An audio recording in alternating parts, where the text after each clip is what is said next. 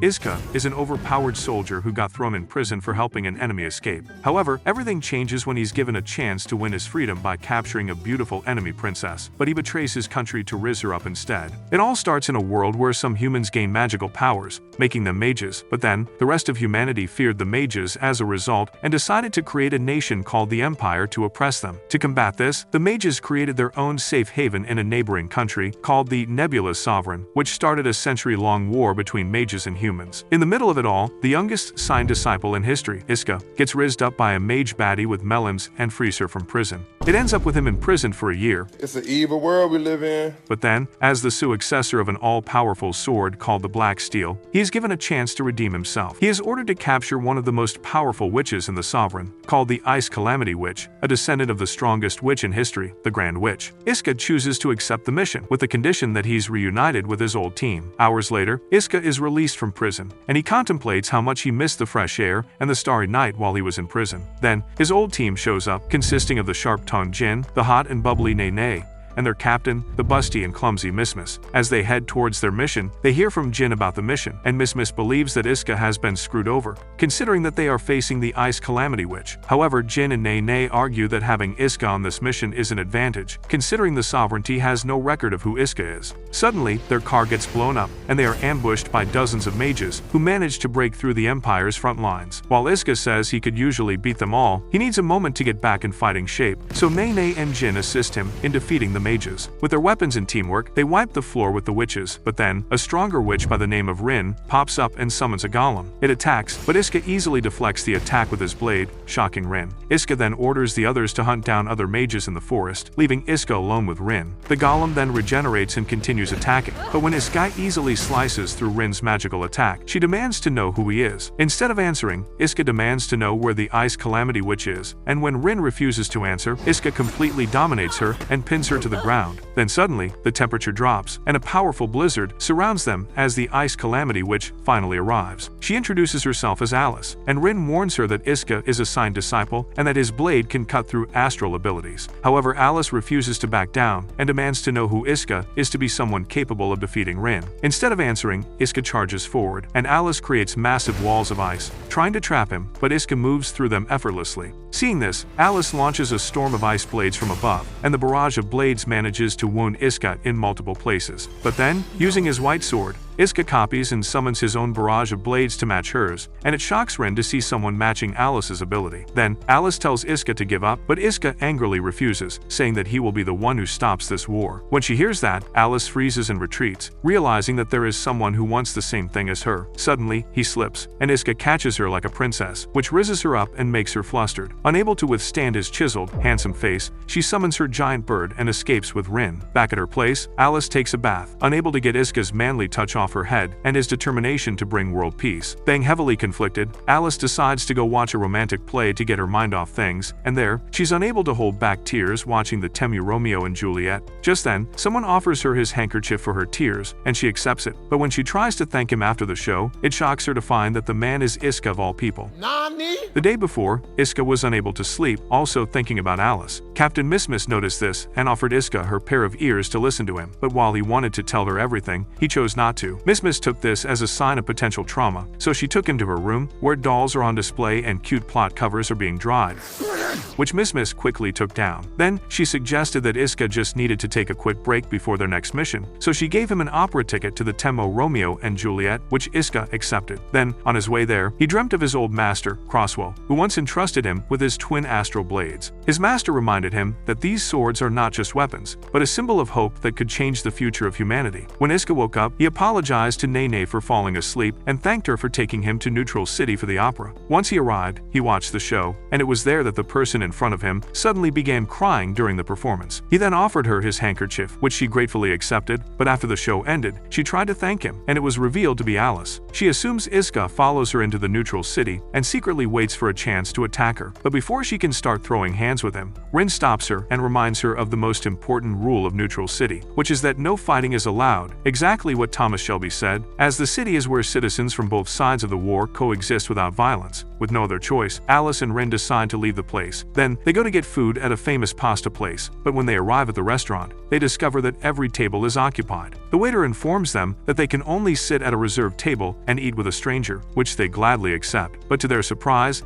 the table actually belongs to Iska, and Alice immediately suspects that another coincidence is impossible. But Iska explains that he booked the table before the opera even started. Since leaving makes it look like she is a pathetic coward, Alice reluctantly agrees to share the table. When it's time to order, both Iska and Alice order the exact same dish, even down to how the pasta is being cooked. The waiter assumes they know each other well, but both of them instantly deny it. As they eat, Alice discovers that Iska is a pasta lover just like her, and the two of them start yapping about everything pasta, from the noodles to the sauces, like a couple of pasta nerds, completely forgetting that they want to take each other's heads off. But Rin notices this immediately and reminds Alice that Iska is still an enemy, and tells her to focus on finishing her meal. Later that night, Rin warns Alice not to tell anyone about what happens, considering that their queen wouldn't be happy about it. She also tells her to get rid of the handkerchief Iska gives her before she becomes too attached to the enemy, and Alice insists that will never happen, but she still keeps the handkerchief. Meanwhile, Iska also struggles to sleep, but when he does, he dreams of a past incident where his train was suddenly attacked by monsters, with him having to fight them. But it was then that an ice mage came to save him and defeat the monsters. Before he can understand what happens, he wakes up. The next morning, Iska joins his team for training, and their old friend, a four-eyed woman named Rissia, appears and announces that she will oversee their next mission as their captain. Noticing that Iska still looks exhausted due to his lack of sleep, she gives him a ticket to an art exhibition and suggests that maybe going to watch inspiring paintings is a great solution to his inner turmoil. Meanwhile, Alice meets with her mother, Queen Millivare. The queen questions her about the mysterious imperial soldier she fought in the forest, and Alice explains that Iska might be one of the signed disciples, the elite warriors of the empire. The queen then reveals a hidden secret about the nebulous sovereignty, that their founder, the original Grand Witch, actually had a sister, and that sister was the one who died, while the original Grand Witch is still alive, sealed away after the battle 100 years ago. But then, the queen shows Alice that after her battle with that swordsman, the seal starts weakening,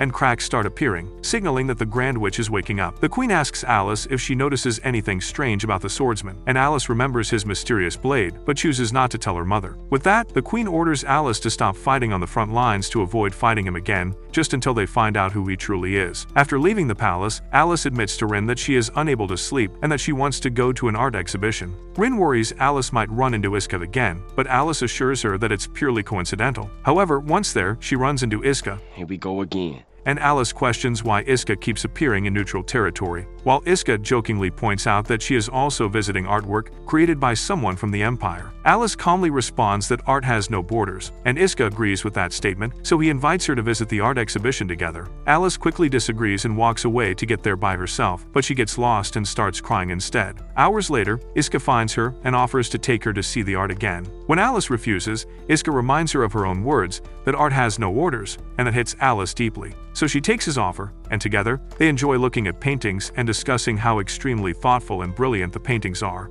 Afterward, Alice buys Iska a drink as thanks, and while they chill together, Iska accidentally falls asleep and falls on her creamy melons. He needs some milk! There, Alice looks at him quietly, knowing that he could take his life right then and there, but she stops herself, refusing to see him as just another opponent anymore. Then, Alice helps put Iska in a cab before leaving for her palace. There, Rin arrives with information about Iska's and reveals that he was once the youngest person ever chosen to become a signed disciple. It confuses Alice why she doesn't know about him, and Rin explains that right after Iska became a signed disciple, he was imprisoned for helping a witch escape from captivity. However, Alice is still bamboozled, questioning why someone who risks his entire future to save a witch later becomes someone who hunts her. After Rin leaves, Alice looks at the handkerchief Iska gives her, and her mother pops up and sees it. She warns Alice not to forget that Iska is still an enemy soldier, and trusting someone from the other side is dangerous, considering that the Empire caused so much unjust bloodshed among the mages. Alice promises that she will follow her mother's words, but once the queen leaves, Alice ignores the warning and calls Rin, telling her that she wants to return to the neutral city. Rin warns her that she might run into Iska again, but Alice says that's exactly what she's hoping for, as she wants to hear it from him first about his true intentions. Meanwhile, Iska and the others are deep in paperwork, and Iska decides to treat everyone to some drinks. When he looks at the bottled drinks, It reminds him of the drink Alice got him. Just then, Risha contacts them to inform them that Iska has been called up by the Imperial Senate. There they congratulate him for going toe-to-toe with her, and even reveal that they are considering restoring his old title as a Saint disciple. For Iska, this sounds like the perfect opportunity, considering that Saint disciples have direct access to the Emperor himself, which gets him closer to achieving peace. However, the Senate reminds him that he is still viewed as a traitor who abandoned his duty, so he must prove his loyalty by presenting them with the head of the Ice Calamity Witch on their table. After leaving the meeting, Iska immediately thinks about Alice, and he contacts Captain Mismas to ask if he can skip their next session to visit the neutral city so he can meet someone. Hearing that, Mismas agrees to let him go, wanting to be a captain who cares about her members, but she tells him that she will come along as a caring captain. The next day, they're on their way, and Mismas asks who he is planning to meet, but before he answers, a giant bird flies above them towards the city, and Iska suspects that the person riding it is the woman he wants to meet. When Iska and Mismas get into the city, they immediately run into Alice and Rin. Seeing that Mismas is confused about who she is, Alice properly introduces herself as the Ice Calamity Witch, and Mismas instantly panics, which draws people's attention. To avoid causing chaos inside the city, Alice suggests they talk somewhere more private. Once outside, Alice finally asks Iska why he saved the mage a year ago, and Iska explains that the person he rescued was only a child, who was imprisoned simply because she was born with astral abilities.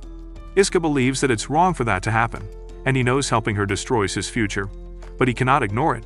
Hearing that, Alice is surprised, considering how contradictory his actions were when he tried to capture her in the forest.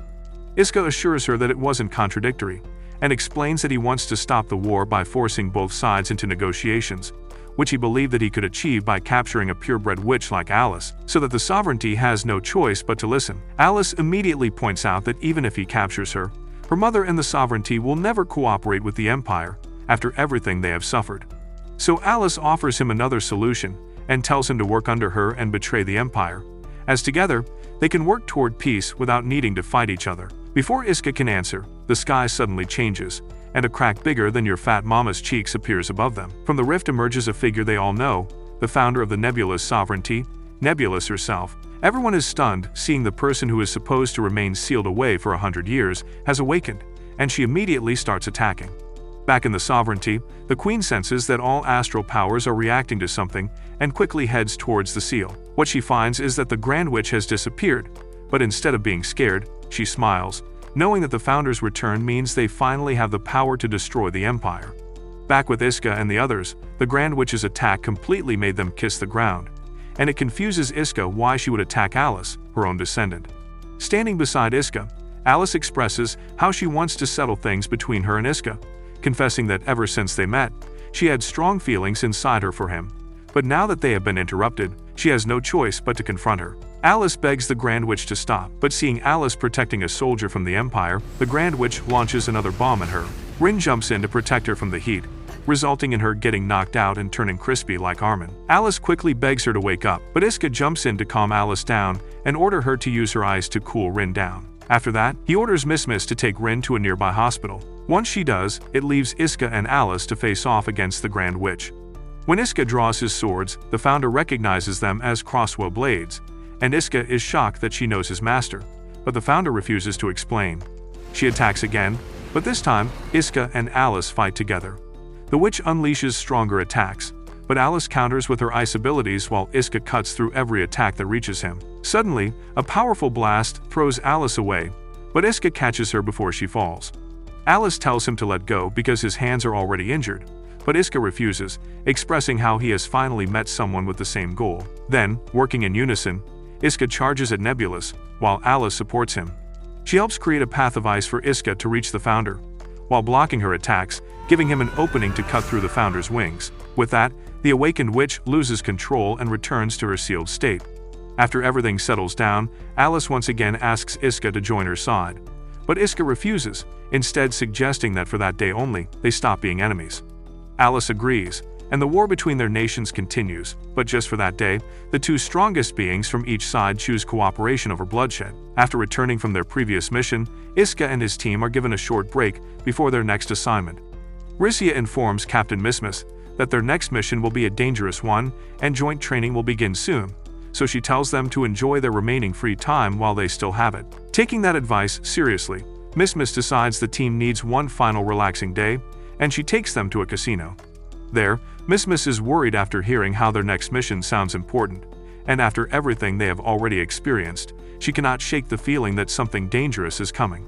When the others ask why she drags them to a casino, Miss reveals that she wants to win the jackpot so she can buy the newest model of tank, so if the mission turns into a disaster, they can simply drive away.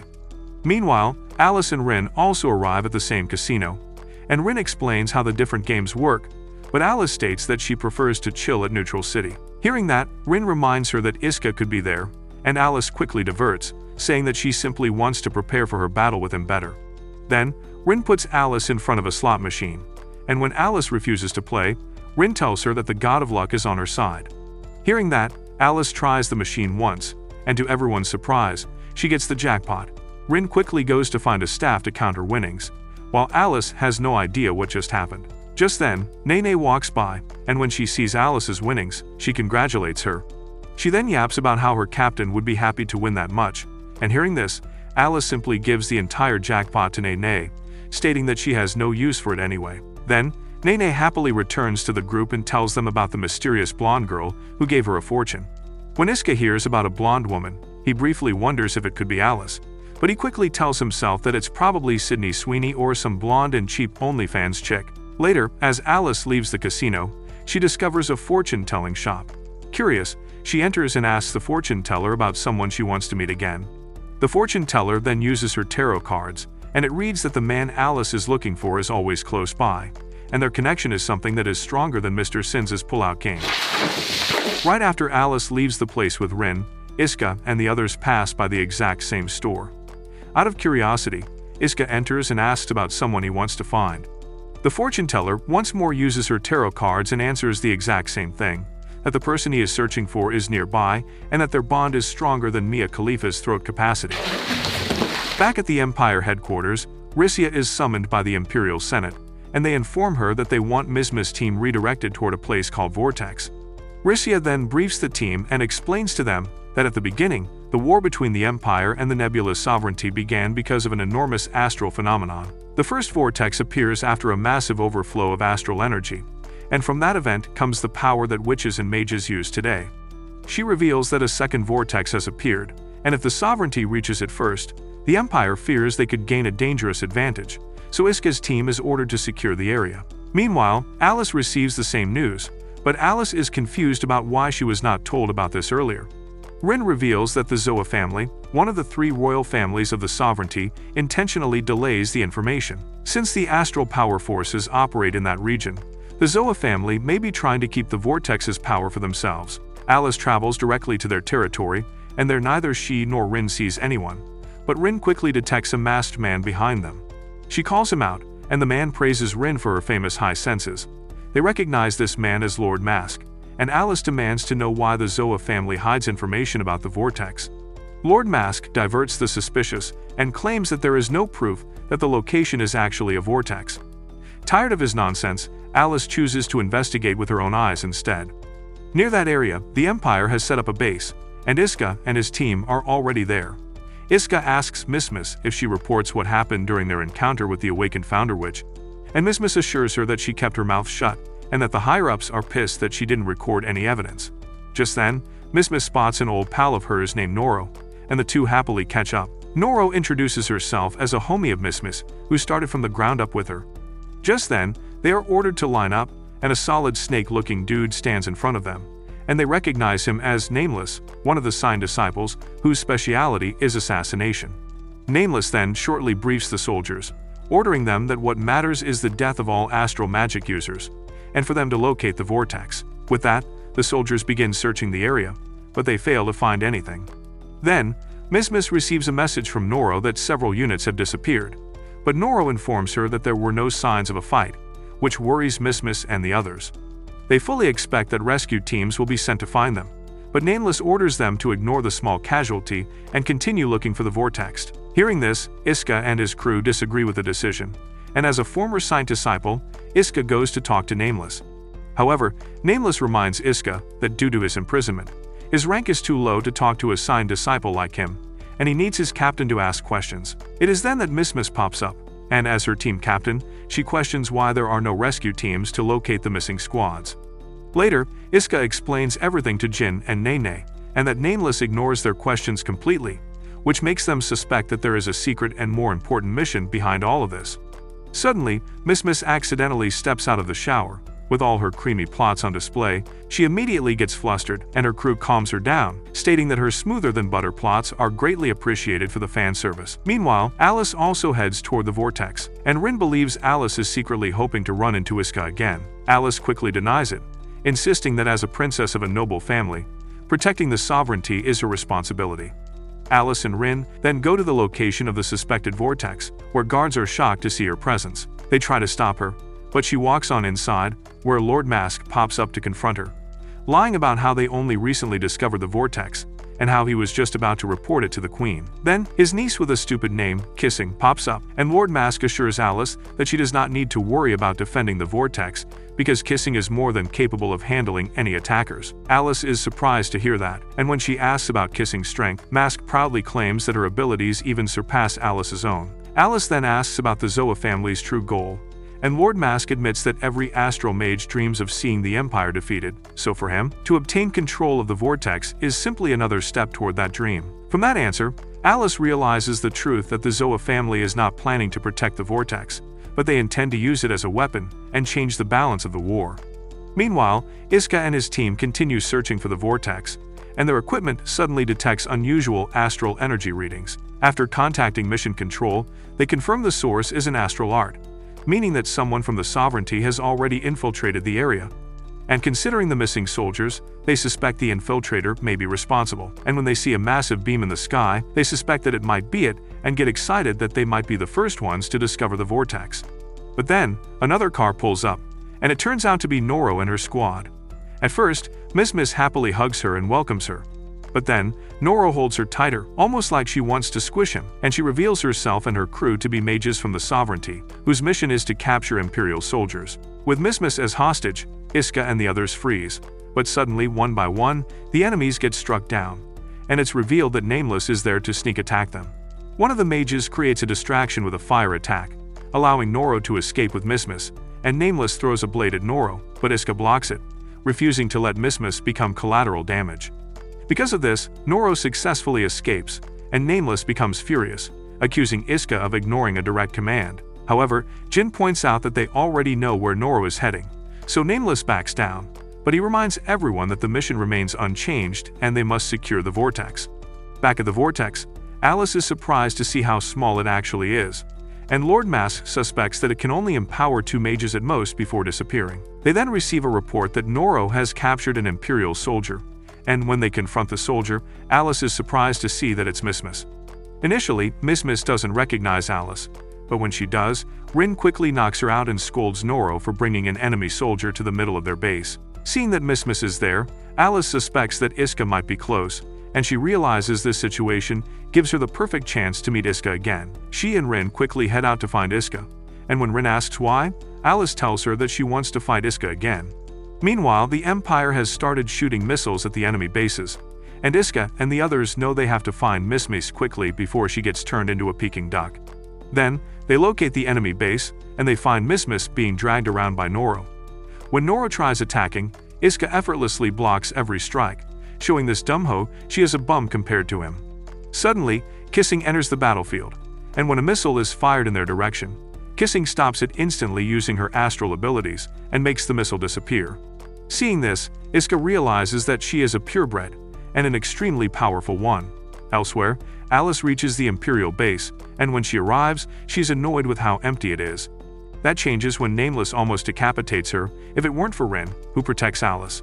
Nameless praises Rin for her reflexes, and Alice recognizes Nameless as one of the signed disciples. Seeing Rin injured, Alice is pissed, and she decides to fight. Back at the mage base, Kissing launches her attack against Iska, creating enormous thorn-like weapons and firing them at him. However, Iska blocks them effortlessly, and Kissing immediately understands that he must be a signed disciple. At the Imperial base, Alice continues fighting Nameless, and she fires waves of ice attacks, but he avoids them and counters by throwing her own blades back at her. Once again, Rin protects Alice, and seeing Rin repeatedly injured, Alice decides to activate her ultimate technique, the Great Ice Calamity, turning the whole area colder than Cole Palmer, but Nameless manages to escape. In that moment, Kissing uses her astral power to restore the destroyed missile and sends it crashing down toward Iska. When it explodes, Alice sees it and quickly heads towards it. When the smoke clears, Kissing is shocked to see that Iska is still standing. Frustrated, Kissing attacks again, but Iska avoids the strike and defeats her with a hit to her liver.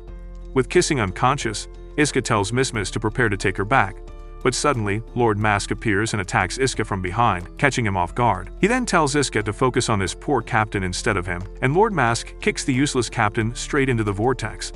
Without thinking, Iska jumps after her despite his injuries, but then, Alice arrives. Without hesitation, she follows him into the vortex and offers to help him get out of it on one condition: that after this is over, they have to fight again. Iska agrees and grabs her hand. For a moment, the two enemies work together, and Alice uses her ice abilities to pull them out.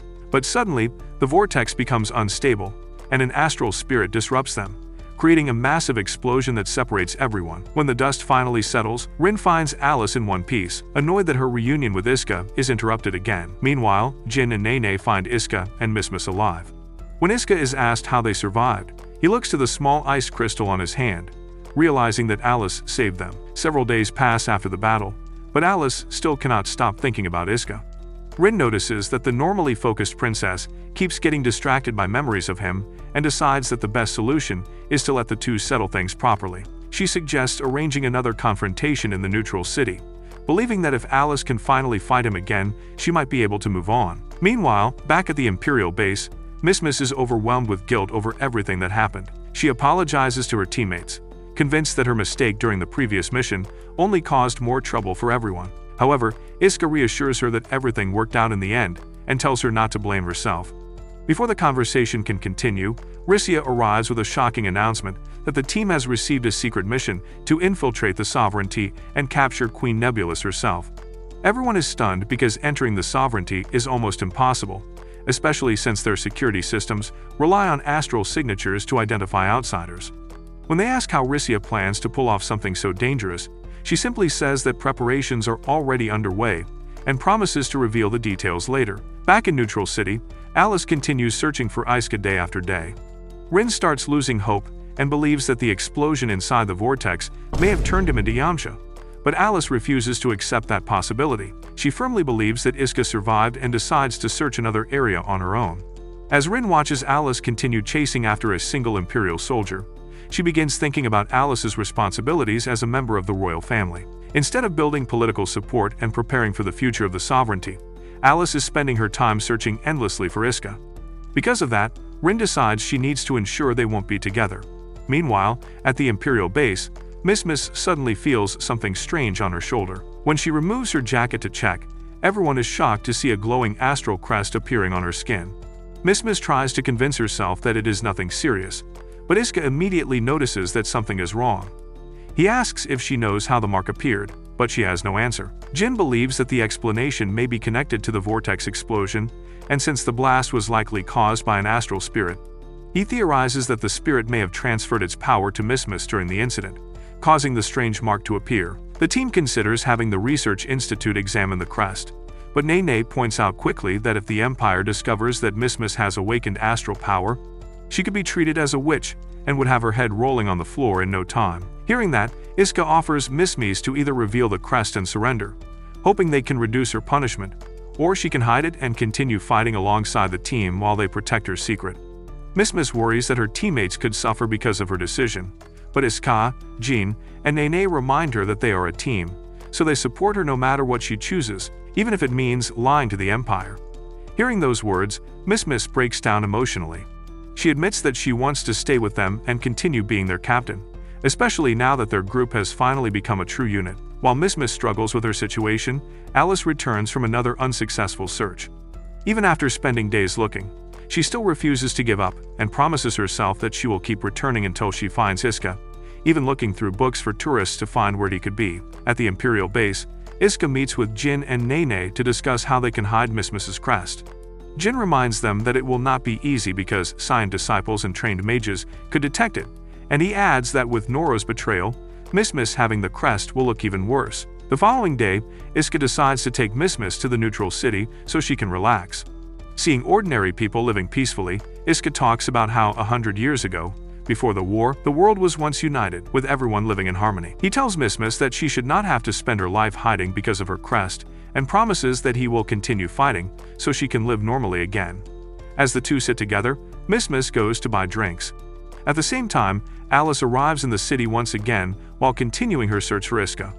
Moments later, Iska sits on a bench thinking about Rissia's impossible mission to capture Queen Nebulous. He is so focused on the problem that he does not notice Alice approaching until she is already standing in front of him. Alice is shocked to finally find him after searching for so long, and she explains how much effort she has put into tracking him down. Iska then offers her to sit beside him, and she refuses, reminding him that they are still enemies. Seeing that, Iska offers to get up, but Alice quickly stops him and agrees to sit, stating that letting him get up will make her look weak. So the two end up sitting together, and Alice asks why he came to the city. Iska admits that something happened within the Empire, but refuses to explain further because it is classified information. Alice tries to get more answers, but before the conversation can go any further, Rin suddenly appears and catches them together. Alice immediately tries to explain the situation, but Rin looks at her, knowing that she's trying to get that black swordsman's meaty glizzy. Bombastic side eye. She gives Alice a drink and offers one to Iska as well, pretending it is simply a kind gesture. After seeing Alice drink hers safely, Iska accepts the drink without suspicion. However, he quickly notices something is off with his drink and collapses.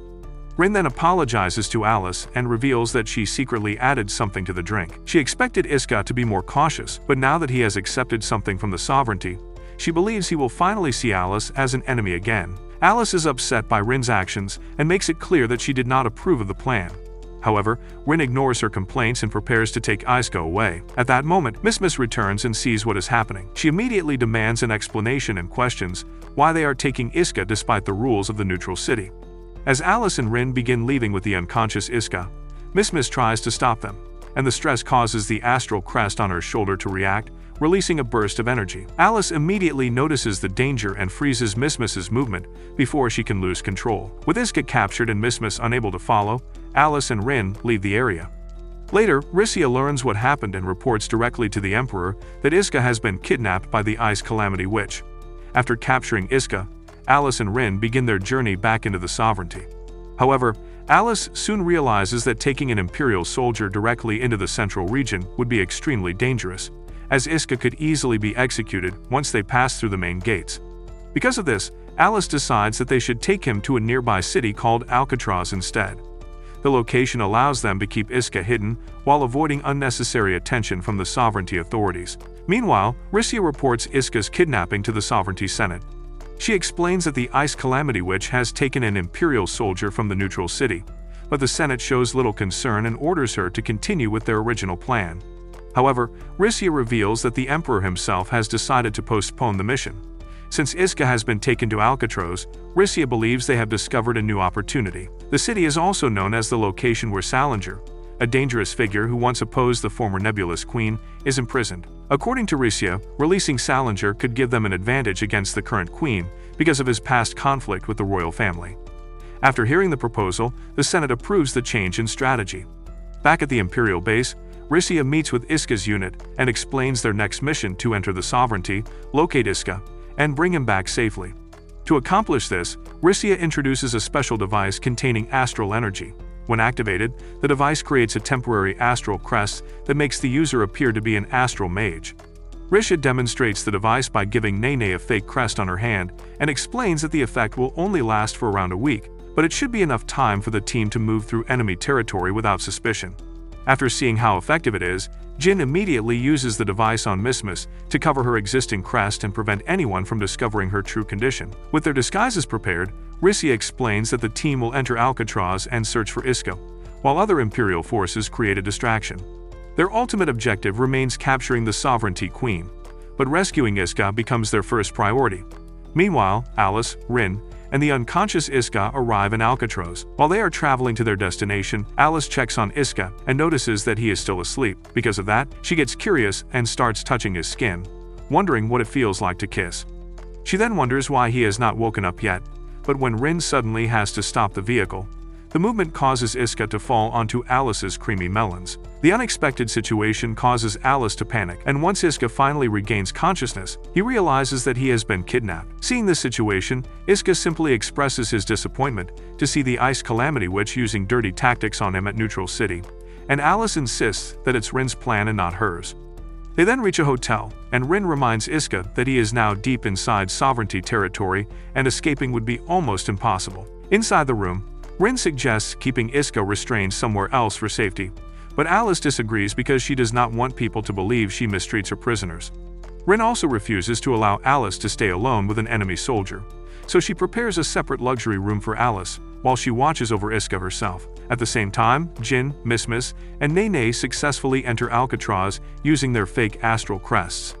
Rissia explains that the city is a private prison sector where dangerous criminals from different nations are kept in exchange for payment. Jin wonders whether every prisoner there is an astral mage, and Rissia begins explaining the types of criminals held in the area. However, she stops before mentioning Salinger because she wants to keep her full plan hidden for now. They then meet Rissia, who is unexpectedly there, and she directs the team toward Ololugan prison, where Iska is believed to be located. Back at the hotel, Rin decides that she needs to change Alice's view of Iska. She believes that Alice has become too attached to him and plans to make him and his slimy pickle dangerous to her. To do this, Rin cuts her own hand and prepares to frame Iska by making it look like he attacked her. However, before she can continue, Alice returns and immediately stops her after seeing what is happening. Back with the others, they continue moving through the prison facility and begin questioning why Rissia is separated from them. Miss believes that someone as cautious as Rissia would not leave them alone unless she had a reason, but the situation makes them wonder whether the higher-ups truly care about rescuing Iska, or if there is another objective behind the mission. Back at the hotel, Alice comes up with her own method of preventing Iska from escaping. She uses a chain to attach herself to him, believing that he will not be able to run away while they are connected. However, Iska quickly points out the obvious problems with the plan, especially when it's time for his daily goon or when he takes a big doo-doo. Alice eventually realizes the situation is not as simple as she first thought and calls Rin back to handle the situation. While Alice goes to clean herself up, Rin continues guarding Iska. Iska asks what will happen to him, and Rin explains that if it were her decision, she would keep him imprisoned permanently. After returning, Alice accidentally forgets that Iska is still in the room and gets flustered, but instead of focusing on the jiggly jugs, Iska notices the astral crest on her body. Alice asks what he thinks about it because the Empire views astral crests as dangerous symbols, and Iska explains that his own captain also gained astral abilities, yet he still respects and protects her. He believes a person should not be judged only by their powers or the side they were born on. Alice then asks what he thinks of her personally, outside of her identity as a witch or princess, to which Iska answers that she is simply his rival on the battlefield. Rather than being offended, Alice becomes happy because he treats her as an equal instead of someone special because of her royal status. Meanwhile, deep inside Ololugan prison, Rissia finally reaches the hidden cell where the legendary prisoner is being held, a dangerous demon known as Salinger. Inside, the dude is fully relaxed, almost as if being locked away for decades is nothing more than a trip to the Bahamas where he got to crack some hot checks and chug down pina coladas. Risha comments on how strange it is that he still looks so young despite being imprisoned for 30 years and questions whether he is truly the legendary Salinger. The demon takes the remark as disrespect and quickly loses patience, asking her to get to the point, so Rissia explains that she intends to free him from prison and wants his help capturing the queen. Rather than seeking revenge for his imprisonment, Salinger accepts simply because he is tired of being locked up and wants to return to the outside world. Meanwhile, Iska is still at the hotel, looking at the view outside. Alice joins him, and he tells her how beautiful the scenery is. However, Alice quickly ruins that illusion by revealing that the area is built close to a massive underground prison facility.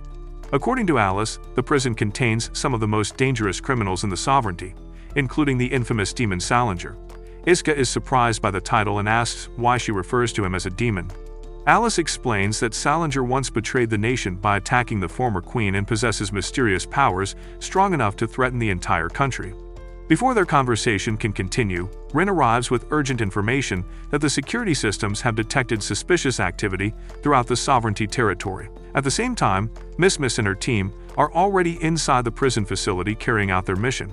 Suddenly, alarms begin blaring throughout the building, causing Miss to panic and assume they have been discovered. However, Jin quickly realizes something is wrong, and that if they had truly been caught, the guards would already be surrounding them. Before they can figure out the situation, a massive explosion shakes the entire facility. Risha contacts the team and explains that the explosion was caused by an astral spirit, creating a large opening at the bottom of the prison tower. Miss immediately asks about Iska, but Risha casually reveals that he is not there. She explains that a dangerous demon has escaped and tells them to abandon the mission before they get caught in the chaos. After the call ends, Nene begins to suspect that they were intentionally placed inside the prison as a distraction. Jin suspects the same thing but focuses more on escaping the place before the guards discover them. Back at the hotel, Rin informs Alice that Salinger has escaped, and the news immediately changes Alice's mood because she realizes what he is likely planning. Since Salinger has a history of stealing powerful astral spirits, she believes he may target the Queen's astral crest next. Alice prepares to leave and decides to confront him herself. Rin tries to stop her, knowing how dangerous Salinger is, but Alice refuses to back down, believing that she is the only person capable of stopping him. Before leaving, Alice goes to Iska, and she wants to ask him for help, but remembering that they are enemies, she stops herself. Instead, she leaves behind a replacement handkerchief for the one she previously received, thanking him for the kindness he showed her that day. Inside the prison, Jin realizes their escape route is becoming impossible because too many guards are closing in. He plans to distract them while Nene attacks from behind, but Miss unexpectedly volunteers instead. Determined to prove she can be useful, Miss exposes her astral crest and pretends to be the escaped prisoner they are searching for. The guards immediately focus on her, forcing her to run while they chase after her through the facility. Eventually, she is surrounded with no escape route left. Just before the guards can capture her, Jin and Nene attack from a distance and knock them out, saving her at the last moment, leaving her in tears for almost being a prisoner who fears dropping the soap. Back at the hotel, Iska grows frustrated because he can only wait while everything unfolds around him. Then his phone suddenly rings, and he discovers that Alice accidentally left it behind. When he answers, he hears Miss on the other line, and she explains that they are trapped inside the prison. Iska is shocked because he thought they were supposed to be elsewhere. Jin then asks him to come help, but Iska explains that he cannot leave because Rin's handcuffs are still preventing him from going anywhere. However, he suddenly remembers Alice's handkerchief. After checking it, he discovers that she secretly left the key to his handcuffs inside. The small gesture leaves Iska surprised, but it gives him the chance he needs to act. Meanwhile, Alice and Rin arrive near the prison, only to be attacked by the destruction caused during Salinger's escape. Their vehicle is caught in the chaos, but they manage to escape before it is destroyed. Seeing the damage across the area, Alice becomes furious at how easily the situation has spiraled out of control. She uses her ice abilities to freeze the flames and takes command of the surrounding forces. She then sends Rin ahead to deal with Salinger. Back with Iska, he reaches the prison and reunites with his team. After taking back his weapons, he tells Miss, Jin, and Nene to return to the hotel while he handles something unfinished. Deep inside the ruined prison, Rin finds Salinger sitting among the destruction as if it were his personal throne. She immediately calls him a traitor and reminds him that he attempted to steal the Queen's astral spirit. However, Salinger doesn't give a donkey's dingus on what he did, and declares that he is a king and believes collecting astral spirits is his right. In his mind, gathering these powers will allow him to surpass even the rulers of the world. Rin refuses to accept his arrogance and attacks him, but Salinger easily blocks her weapons using an astral spirit. Seeing this, Rin realizes that he does not possess only one power, and he has stolen multiple astral spirits. Rin then summons her Earth astral spirit and creates a powerful golem to fight him, but Salinger effortlessly destroys it.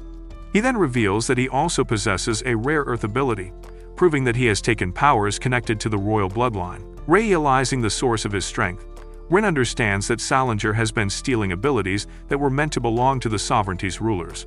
She continues fighting, but Salinger dismisses her efforts and mocks the royal family for being too weak to use their full power. With a single invisible attack, he sends Rin crashing to the ground, and he's disappointed that defeating her was far too easy. But before he can land the final attack, Iska cuts through Salinger's invisible attack and stands between him and Rin. For the first time, Salinger is genuinely surprised to see that someone is capable of stopping his godlike power. Iska looks at Salinger and agrees to fight him, but he makes one condition clear, that once the battle is over, Rin and the sovereignty must allow him and his teammates to return safely to the Empire. Rin does not give a direct answer, but her silence tells Iska that she agrees. The former prisoner is confused by the situation, not being able to understand why an Imperial soldier would willingly stand in his way, especially when Salinger himself is not even targeting the Empire. As their battle continues, Salinger is still surprised that Iska managed to block his invisible attack. He believed his sound-based ability was impossible to counter because no one should be able to see where the attack was coming from. However, Iska explains that the attack is not completely impossible to detect, and Salinger realizes that Iska is using the sparks on the flames and surroundings nearby, allowing him to predict the direction of the strike. Salinger is impressed that an ordinary soldier figured out such a weakness. He prepares another attack, but Rin quickly warns Iska that Salinger's power, water reflection, allows him to capture and use the abilities of other astral spirits. Salinger unleashes another invisible blast, but Iska avoids it and instantly closes the distance between them. The sudden movement catches Salinger off guard. However, Salinger protects himself with a wind-based astral spirit and forces Iska back. He then changes tactics, using an earth spirit to destroy the ground beneath him. Even with the battlefield collapsing, Iska continues moving forward. He uses the opening to attack again, forcing Salinger to retreat. Salinger then releases an even stronger technique, but Rin notices the attack in time and warns Iska, allowing him to escape a floor full of magma. She admits that they have no idea how many different astral spirits Salinger has stolen or what other abilities he can use, so the only way to win is to push him until he reveals everything. But Salinger laughs and claims they still have not seen the true power of astral spirits and that their abilities are far beyond what normal people understand. Elsewhere, Alice is commanding the soldiers dealing with the prison escape when she suddenly senses someone approaching. Nameless attacks from behind, but Alice reacts instantly and blocks him with her ice ability. She immediately asks whether he was the one who helped Salinger escape, but Nameless avoids answering directly and instead tells her that Salinger is already free and the prison has become a battlefield. Alice then attacks with an ice sword, but Nameless simply steps away and says his task is completed when Salinger manages to help the Empire ruin the Sovereign. Just then, Alice looks up and sees Salinger facing her baby daddy, Iska. Salinger reveals another attack, creating a powerful blast of different elements from different astral spirits. Iska attempts to cut through it like before, but this time the attack changes after being sliced apart. The energy explodes around him, leaving him buried beneath the destruction. Seeing this, Rin realizes the true reason behind Salinger's obsession with collecting astral spirits. But Salinger reveals that even this is only part of his plan, and his true goal is to merge humans with astral spirits and create a new form of existence. According to him, only the founder of Nebulous was capable of reaching that feat. Rin refuses to let him continue and prepares to fight again. Salinger mocks her, claiming Iska has already been defeated and that eliminating her will be effortless. However, Rin believes Iska will return. She reminds Salinger that Iska is the only person who has ever been treated as a true rival by Alice, and the same person who defeated the founder. Salinger refuses to believe such a claim and launches another attack toward Rin, but Iska suddenly emerges from the rubble. Salinger is shocked that he survived such a powerful technique, and Iska explains that with his blade's abilities, he protected himself by freezing his body with ice at the last possible moment. Rather than being impressed, Salinger is frustrated that someone could survive such an extreme move. The demon then unleashes even more of his stolen powers, combining wind and lightning to create a massive storm. He sends the attack toward Iska, but Rin summons her earth spirit and creates a golem to shield him. Annoyed that Rin continues interfering, Salinger changes his target and attacks her instead. But before it can hit, Alice arrives and protects her beloved assistant. With Alice and Rin creating an opening, Iska charges towards Salinger once again. Salinger forms weapons from his astral energy to defend himself, but Iska cuts through them effortlessly. Realizing that he has been defeated, Salinger refuses to accept the loss quietly. He jumps from the top of the tower and escapes into the depths below, promising that he will return with even greater power. After the battle, Rin checks the situation and confirms that the other escaped prisoners have been captured, and the Imperial forces also withdraw from the sovereignty, giving Alice some relief. Meanwhile, it is revealed that the person who fought Alice was not actually Nameless. The disguised fighter turns out to be Rissia, who returns to meet with the real Nameless and complains about having to wear such an uncomfortable disguise. Nameless then reveals that two special units have successfully infiltrated the central provinces of the sovereignty and now have information on the Queen's palace. With the mission progressing, they prepare to report everything to the Emperor. Meanwhile, Iska reunites with his team and finally leaves the sovereignty. However, despite escaping safely, he remains focused on finding a solution for Mismus's mysterious astral crest. Later that night, Alice praises Rin for standing against Salinger, but Rin admits that she could not have defeated him without Big Daddy Iska's help. The moment Alice hears Iska's name, she immediately becomes happy, but Rin reminds her that he is still an enemy soldier. Even so, Rin acknowledges that Iska is different and is an honorable fighter who saved her life when he had no reason to do so. Unbeknownst to them, Alice's sister, Sisbo, has been secretly watching their conversation using her magical ability. When she hears them mention Iska, she realizes that he is the same soldier who rescued her from prison 1 year earlier. Elsewhere, Nameless and Risia finally meet the mysterious emperor in person. Despite having the power to press a button and blow up a country, the emperor turns out to be a little jit and is a filthy furry. Risia begins reporting on the situation with Salinger's escape, but the emperor quickly loses interest in the details. Instead, he focuses on something far more spicy, which is the fact that an astral princess has apparently developed feelings for an imperial soldier. Meanwhile, Sisbel is summoned by her mother, and the queen orders her to travel to the independent nation of Alsamira, a country that has not officially sided with either the sovereignty or the empire. She explains that rumors have suggested that Alsamira may secretly be cooperating with the empire, and Miliver wants Sisbel to investigate whether those rumors are true. Sisbel then prepares to leave by herself, believing she can handle it by herself. Before departing, she makes it clear to her butler Schwartz that she does not fully trust the people around her.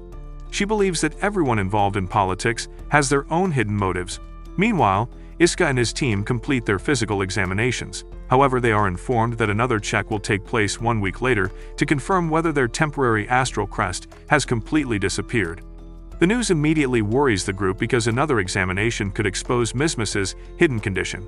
Just then, a member of the medical staff named Meki arrives while dragging Risia along with her. The team becomes nervous, believing that Mismis's secret has already been discovered. However, Meki reveals that she is not there because of the crest, and instead, she criticizes the team for constantly being sent into dangerous missions, and says that if the public learns how often these soldiers are being pushed beyond their limits, people may begin questioning the leadership of the headquarters. Because of that, she orders the team to take a full 60-day break with no missions or responsibilities. After Meki leaves, Miss is relieved because the delay gives them more time before the next inspection, so they can search for a solution to her astral crest before anyone discovers the truth. The team agrees and decides that leaving the Empire for a vacation would be the perfect opportunity to think without pressure. Meanwhile, Alice is dealing with mountains of paperwork and complains about the endless documents and wishes she could escape for a while, but Rin reminds her that she already caused enough chaos recently by fighting Salinger.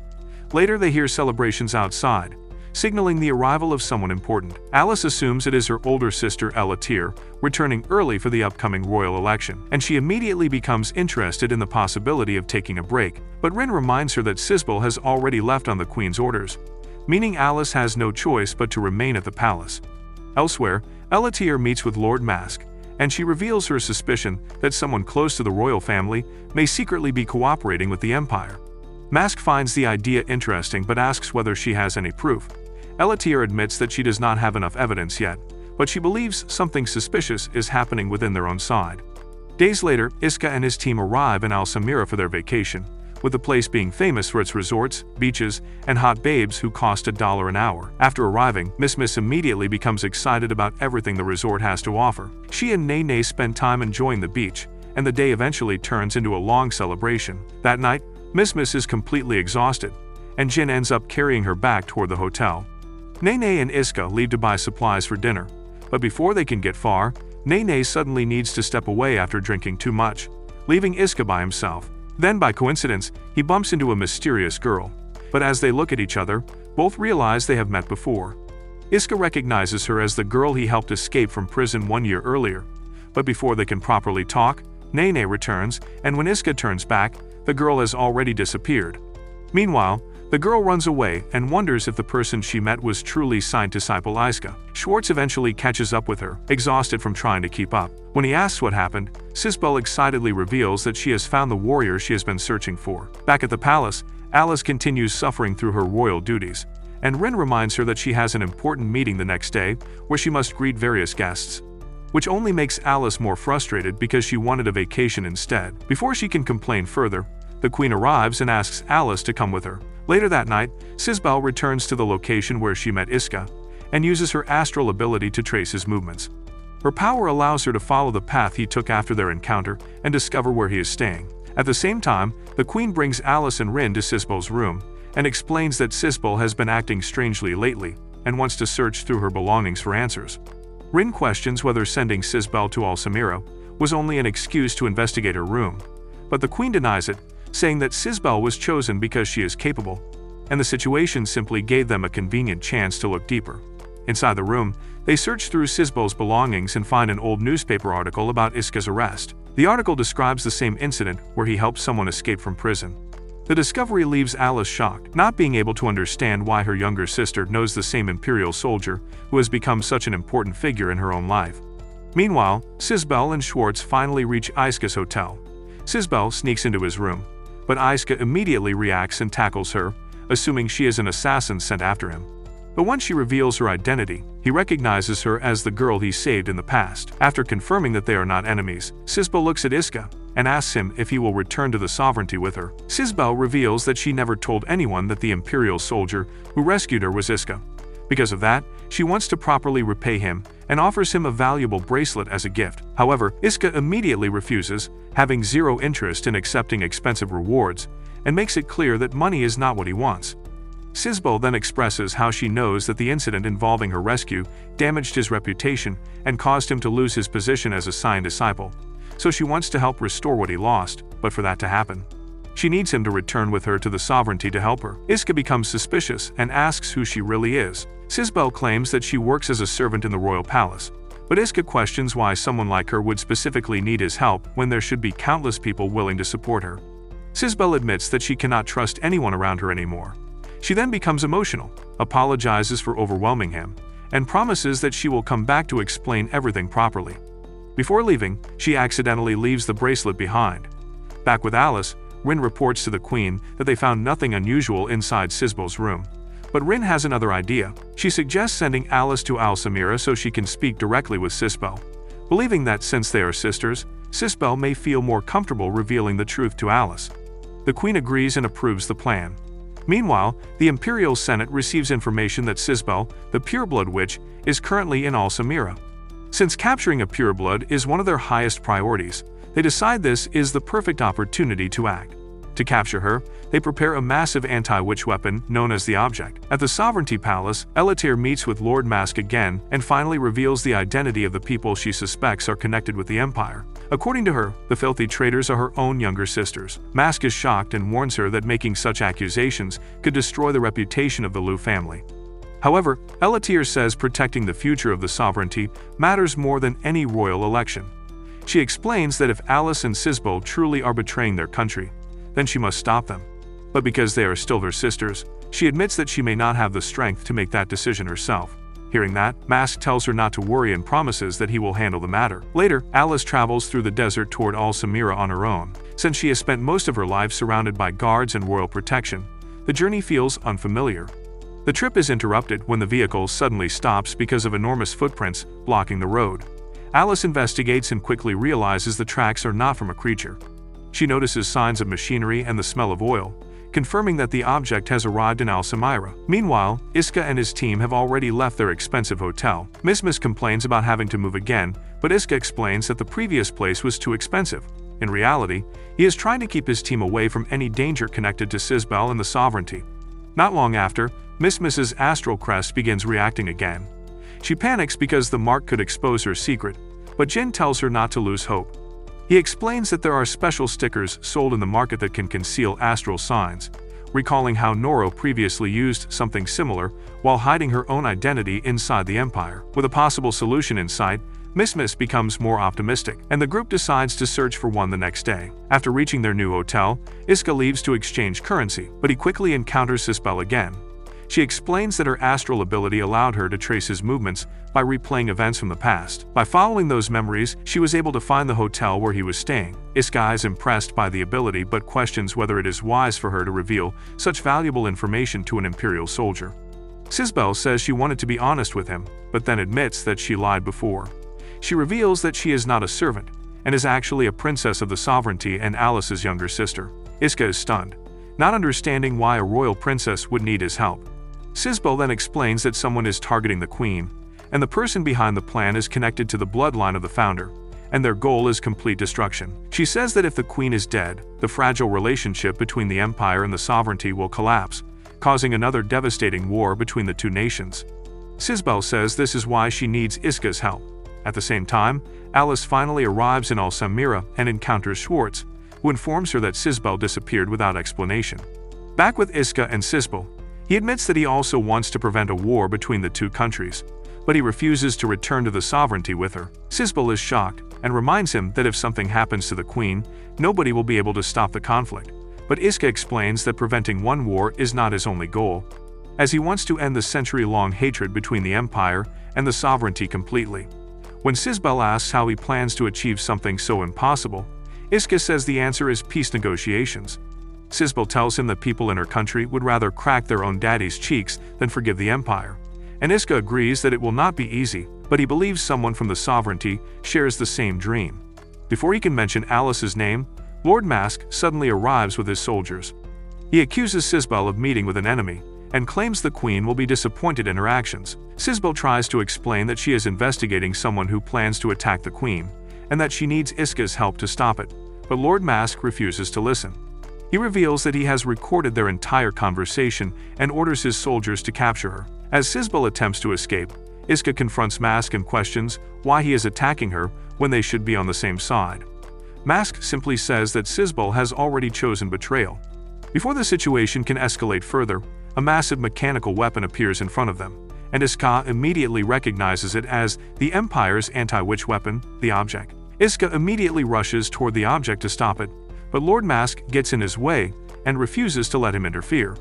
He confidently blocks Iska's path, acting as if he is the final obstacle standing between them and victory. Before the situation escalates further, Iska's team arrives. Miss instantly recognizes Mask as the person who threw her into the vortex, while Mask notices that she survived and comments on her unexpected transformation. As the confrontation continues, the object begins scanning everyone for astral energy. It detects Miss's hidden power, but the strongest signal comes from Sisbel, causing the machine to lock onto her as its main target. Mask orders his soldiers to capture Sisbel, but the object quickly decides they are obstacles and eliminates them without hesitation.